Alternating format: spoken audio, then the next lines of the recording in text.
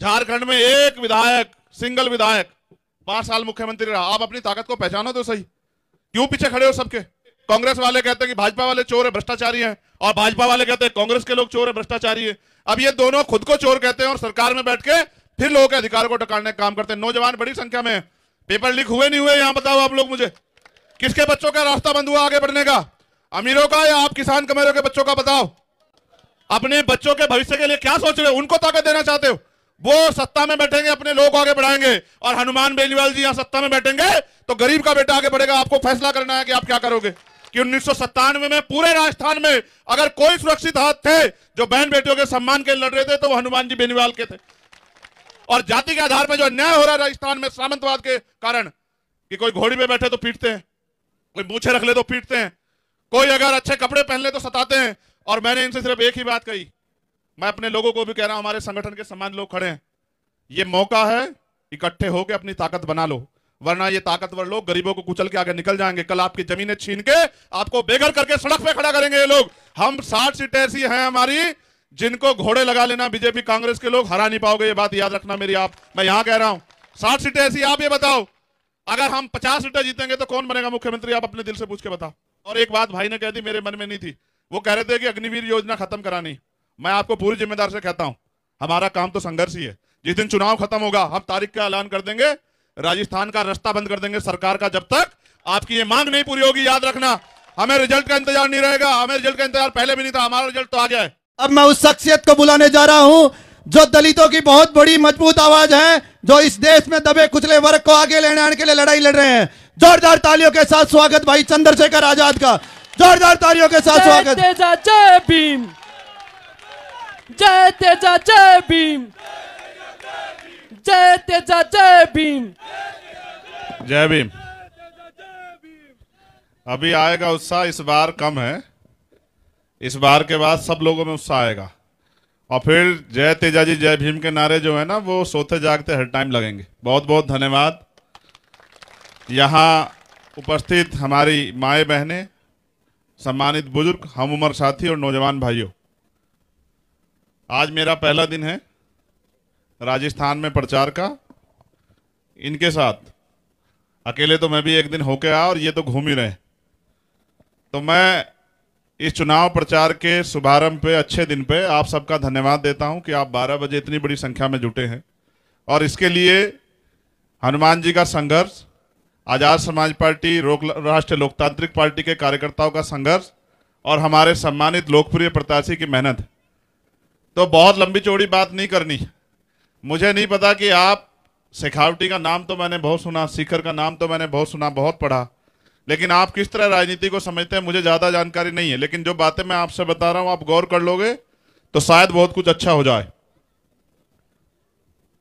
हमारे इस मंच पर उपस्थित महेंद्र सिंह जी जो जिलाध्यक्ष हैं, विकास जी, विजयपाल जी, रणजीत सिंह जी, पवन डुडवा जी, मेरे साथ चल के आए एक बड़े सम्मानित किसान नेता भाई पुष्पेंद्र चौधरी जी, हमारी पार्टी के राजस्थान के प्रभारी भाई सतपाल चौधरी जी, और सच में राजस्थान के सबसे लोकप्रिय नेता जिनके नाम से कांग्रेस और भाजपा की लिस्ट आखिरी दिन तक छिपी रही और हिम्मत नहीं पड़ रही थी जारी करने की, हमारे भावी मुख्यमंत्री राजस्थान भाई हनुमान बेनीवाल जी का इस मंच पर बहुत बहुत स्वागत, धन्यवाद।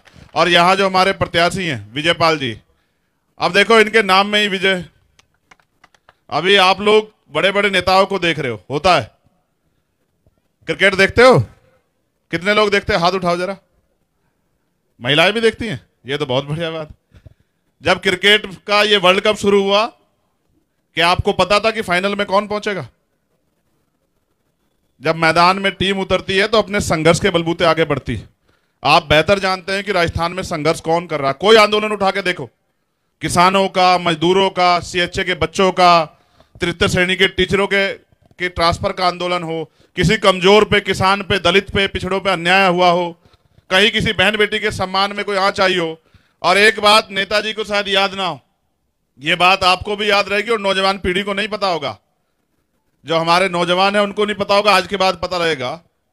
ये जो शख्सियत है ना, इनके साथ खड़े होने का एक सबसे बड़ा कारण था मेरे पास, और वो कारण ये था कि जब मैं अलायंस से पहले, गठबंधन से पहले चर्चा तो चल रही थी, इनकी जानकारी हासिल कर रहा था।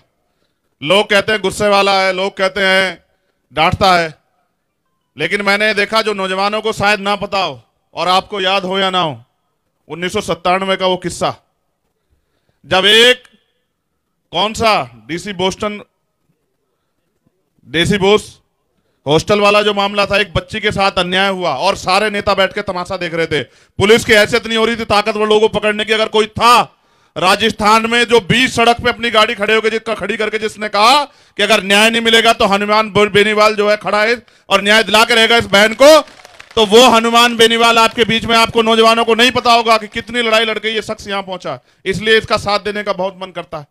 और आपको क्या लगता है कोई मुश्किल काम है क्या? आप कांग्रेस और भाजपा का हाल जानते हैं। कांग्रेस और भाजपा डिसबैलेंस है और बैलेंस पावर आपके पास है। आपके जितने एमएलए जीतेंगे वो तय करेगा। और आजाद समाज पार्टी आरएलपी के मेंबर दो नहीं है, एक है। हमारा जो भी विधायक जीतेगा वो हनुमान बेनीवाल जी को विधायक बनाने के, मुख्यमंत्री बनाने के लिए लाइन में लगेगा।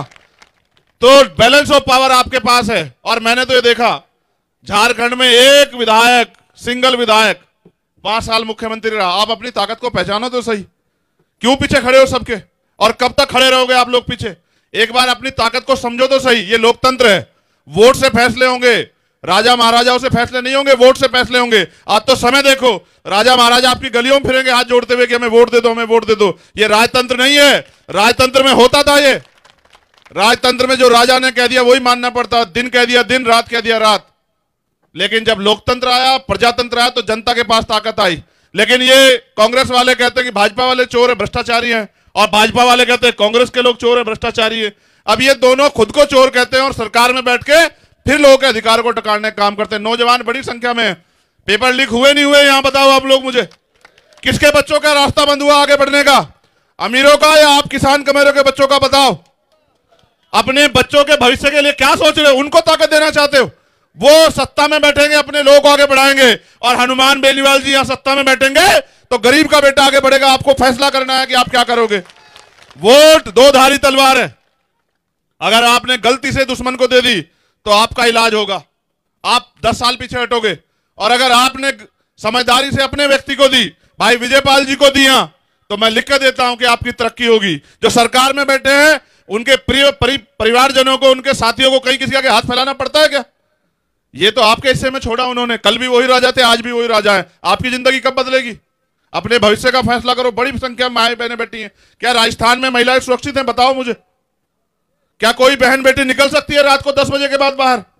ऐसे लोगों के हाथ में सत्ता देके अपनी बच्चों के भविष्य क्यों खराब करना चाहते हो आप लोग? मैंने आपको एक किस्सा क्यों बताया 97 का, आप लोग जाकर स्टडी करना। आपको मिलेगा यूट्यूब पे कि 1997 में पूरे राजस्थान में अगर कोई सुरक्षित हाथ थे जो बहन बेटियों के सम्मान के लड़ रहे थे तो वो हनुमान जी बेनीवाल के थे। जो आदमी तब 25 साल पहले बहन बेटियों के सम्मान के लिए लड़ रहा था बिना कुछ हुए, अगर सोचो उस आदमी के हाथ में प्रदेश की बागडोर आई तो बताओ बहन बेटी आगे बढ़ेंगी नहीं बढ़ेंगी? आप अपने मन से पूछ के बताओ। और रोकने के लिए कितने जोर लगाए जा रहे हैं? पूरा धन, पूरे साधन, सब कुछ। भाजपा कांग्रेस को नहीं रोक रही और कांग्रेस भाजपा को नहीं। बढ़िया जुगलबंदी से एक ही उनका लक्ष्य है कि आरएलपी एसपी के लोग ना जीते। आरएलपी एसपी के लोग को जिताएगी जनता और तुम्हें हराएगी जनता और तुम्हें घर बिठाएगी जनता और आरएलपी एसपी को कुर्सी में बिठाएगी जनता। और जब बैठेगा किसान का बेटा जयपुर में जाके तो किसी किसान को एमएसपी की गारंटी या अपनी फसल के दाम के लिए रोना नहीं पड़ेगा, जेल नहीं जाना पड़ेगा, किसी को पानी की समस्या के लिए परेशान नहीं होना पड़ेगा। और जाति के आधार पर जो अन्याय हो रहा है राजस्थान में सामंतवाद के कारण, कि कोई घोड़ी पे बैठे तो पीटते हैं, कोई मूछे रख ले तो पीटते हैं, कोई अगर अच्छे कपड़े पहन ले तो सताते हैं। और मैंने इनसे सिर्फ एक ही बात कही, मैं अपने लोगों को भी कह रहा हूं, हमारे संगठन के समान लोग खड़े हैं, ये मौका है, इकट्ठे होकर अपनी ताकत बना लो, वरना ये ताकतवर लोग गरीबों को कुचल के आगे निकल जाएंगे। कल आपकी जमीनें छीन के आपको बेघर करके सड़क पे खड़ा करेंगे ये लोग।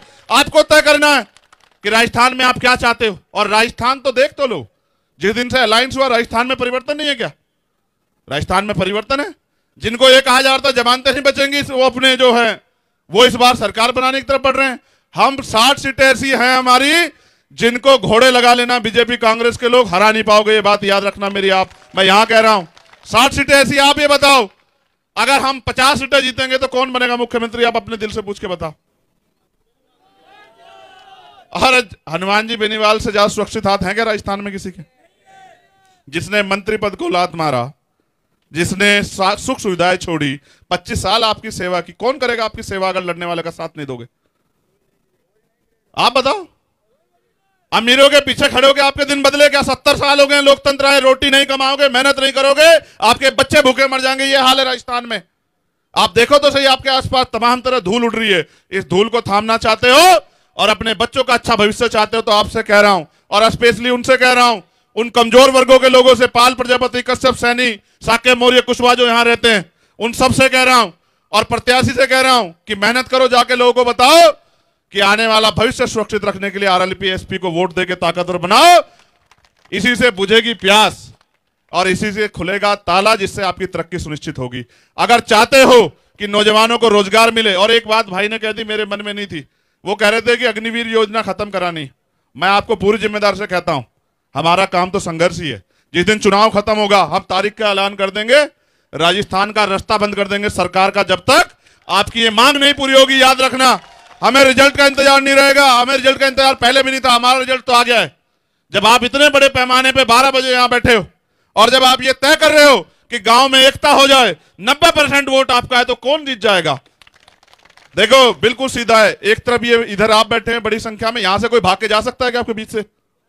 और इधर से बहनों के उससे, तो एक तरफ कांग्रेस ऐसे बैठी है, एक तरफ भाजपा, में बीच से निकल के चले जाना है बस। ठीक है, बीच से निकल के चले जाओगे तो आपका आदमी, ये जो है आपका हमारा छोटा भाई विजयपाल, ये विजय प्राप्त करके विधानसभा में जाएगा। और जिस तरह से हमारी इच्छा है कि हनुमान जी बेनीवाल इस प्रदेश के मुख्यमंत्री, आप छोड़ेंगे ही नहीं बनाए बगैर। हम खूंटा ठोक के बैठे हैं, छोड़ेंगे ही नहीं। चाहे पहलवानों का आंदोलन हो, किसानों का आंदोलन, याद करो ये समय क्या है। वोट सिर्फ 5 दिन के लिए, 10 दिन के लिए मत देना, वोट 5 साल का फैसला करके देना। कितनी बार ठगे जाओगे? अगर आपका आपने जो पशु पाल रखा है ना, उसको भी भोजन नहीं दोगे, उसको भी चारा नहीं दोगे, तो वो आपको दूध नहीं देगा। ये तो आपका दूध देने वाला वो है, गाय है, गाय समझो, कुछ ही समझो, मगर है तो दूध देने वाली। 24 घंटे आपके लिए खड़े नहीं खड़े, बताओ। इनसे अलावा कोई लड़ा है क्या पिछले 5 साल में यहां? और अगर इनके अलावा इनसे की टक्कर पे कोई लड़ रहा था तो चाहे मुझे राजस्थान, वहां यूपी से आके लड़ना पड़ता था, मगर लड़ नहीं रहा था। यहाँ के हमारे नेता तो ऐसे हैं ढक्कन बंद, उनकी तो इतनी भी हिम्मत नहीं कि मुख्यमंत्री से एक सवाल ही कर लें। हमारे लोगों का तो इतना बुरा हाल हो गया है, यहाँ नेता ही नहीं है, यहाँ सिर्फ दुकानदार हैं। चंद तनख्वाह मिलती है, उस तनख्वाह पे खुश हो रहे हैं। उनको नहीं पता कि राजनीतिक शक्ति इसलिए है कि आप गरीबों, कमजोरों, किसानों, महिलाओं, बुजुर्गों, बच्चों की जिंदगी में उजाला ला सको। और अभी योजना चल रही है बहुत फ्री, आपके पास आई नहीं आई?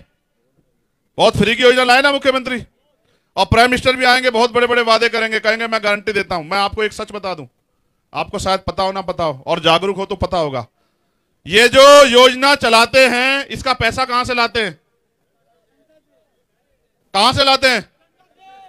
मैं आपसे आपका पैसा लूं और उसमें से 10-20% आपको दे दूं और कहूं कि मैंने आप पे एहसान कर दिया, समझते हो? जो बजट होता है ना, वो जनता के टैक्स का पैसा होता है। अब उसको चाहे कहीं लुटा दो, जिन पे लगना चाहिए उन पे लुटाते तो हमें भी दुख नहीं होता। किस पे लुटा रहे हैं? पूंजीपतियों पे। अडानी से जितने अच्छे रिश्ते मोदी जी के हैं, इतने आपके गहलोत साहब के भी तो हैं। जो किसानों की जमीन लूटना चाहता था अडानी, उसके जितने अच्छे रिश्ते मोदी जी के, क्या गहलोत जी के नहीं है? यही नहीं बैठे थे क्या बराबर में? तो इनको बिठा के अपने बच्चों को बेरोजगार करके सड़कों पे खड़ा करोगे क्या?